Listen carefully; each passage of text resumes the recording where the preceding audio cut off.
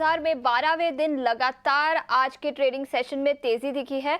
हमने ET now स्वदेश पर एक पोल किया जहां पर हम आपको बताएंगे कि सितंबर के महीने में क्या बाजार और भी चढ़ सकते हैं, कौन से सेक्टर्स में एक्शन दिखेगा, कौन से स्टॉक स्पेसिफिक स्टॉक्स रहेंगे जहां पर एक्शन दिखेगा। पूरी डिटेल्स लेकर अब हमारे साथ शरद जुड़ चुके हैं। शरद, बताएं मार्केट का पोल क्या कहता है और बाजार कितने लेवल्स तक जा सकते हैं। जी बिल्कुल, मार्केट का पोल हमने लिया जो है इम्पोर्टेंट गेस्ट्स और जो है इम्पोर्टेंट फंड मैनेजर्स से, और यहाँ से पता चल रहा है कि एक ओवरऑल कॉशियस टोन देखने मिल रहा है। सबसे पहला सवाल था कि रिकॉर्ड ऊंचाई से निफ्टी की चाल अब आगे जाते हुए क्या होने वाली है।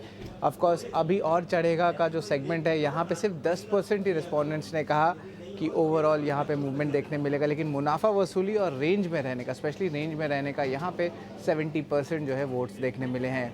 निफ्टी सितंबर के सीरीज़ में कहाँ तक जा सकता है, ये इंपॉर्टेंट डेटा पॉइंट है। 25,700 पे और 26,000 पे ज़्यादा जो है रिस्पोंडेंट्स ने नहीं दिया, लेकिन 24,800 का आंकड़ा यहाँ पे मेजॉरिटी वोटिंग जो है देखने मिली है।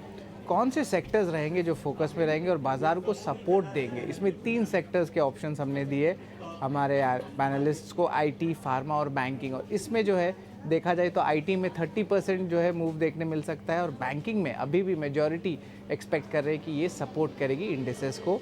फार्मा हालांकि देखें तो ज़्यादा नहीं रहेगा, और ऑफ कोर्स थोड़ी सी रनअप भी हमने जो है फार्मा में ऑलरेडी देखी हुई है। इस महीने निफ्टी फार्मा इंडेक्स लगभग 7% ऊपर है। सितंबर सीरीज़ की बाज़ार का बादशाह कौन रहेगा, ये बहुत इम्पॉर्टेंट है। पहला रिलायंस, हाल ही में एजीएम हुआ, एचडीएफसी बैंक, टीसीएस, और यहाँ पे जो है एचडीएफसी बैंक को मेजॉरिटी वोट्स मिल रही है 50% का। इसके बाद ऑफ कोर्स रिलायंस भी फॉलो अप हो रहा है, जहाँ पे 30% जो है रेस्पोंडेंट्स एक्सपेक्ट कर रहे हैं कि इस सितंबर सीरीज़ में ये कंपनी बादशाह रहेगा। हालांकि टीसीएस के लिए ज़्यादा वोटर्स नहीं है, 20% का ही आंकड़ा है। आखिरी सवाल हमारे पोल का ईटी नाउ स्वदेश का कि गिरावट के बाद सरकारी शेयर्स में क्या करें। हमने ऑलरेडी सरकारी शेयर्स में करेक्शन देखना शुरू कर दिया, और हमने पहले ही ईटी नाउ स्वदेश में आपको बता दिया था ये ट्रेंड हमने पकड़ी है। लेकिन 3 ऑप्शन हैं, दूर रहें या आप और गिरने का जो है आशंका करें, और यहाँ पे जो है लगभग 60% जो है रिस्पोंडेंट्स यही कह रहे हैं कि जो पीएसयू सेगमेंट से थोड़ी दूर रहें।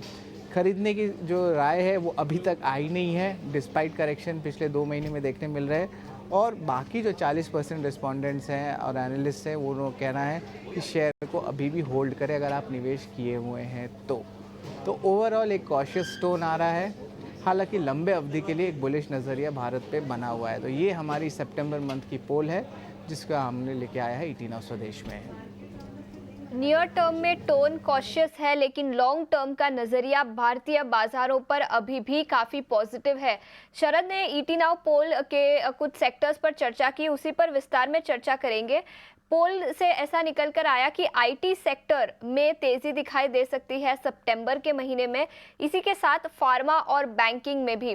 जतिन, आपसे पूछना चाहूंगी, सेक्टर स्पेसिफिक देखें तो आपको क्या लगता है अगले 2-3 महीनों में कौन से सेक्टर्स में तेजी दिखाई दे सकती है?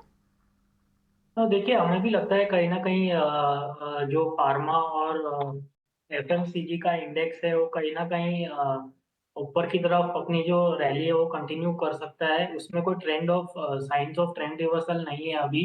और साथ ही साथ में मैं आईटी सेक्टर का भी एक नाम लेना चाहूंगा कि आईटी सेक्टर भी आगे जाते हुए हमें लगता है कि जो अपना अपना अपमूव है वो कंटिन्यू रह सकता है। एक जो टर्न अराउंड सेक्टर हमें जो लगता है वो मेटल स्पेस भी है। तो मेटल स्पेस का अगर जो स्ट्रक्चर देखें तो हमें एक ट्रेंड रिवर्सल देखने मिल रहा है निचले स्तरों से। तो ओवरऑल अगर जो सेक्टरल इंडस्ट्रीज की मैं बात करूँ तो आईटी, फार्मा, एफएमसीजी और साथ ही साथ में मेटल्स, ये 4 सेक्टर है जो हमारे रेडार में है और हम इसमें लॉन्ग जाने की ही सजेशन दे रहे हैं। आईटी, फार्मा, एफएमसीजी और मेटल्स, इन चारों सेक्टर पर खरीदारी की राय और यहां पर तेजी दिखाई दे सकती है, ऐसा जतिन जी का मानना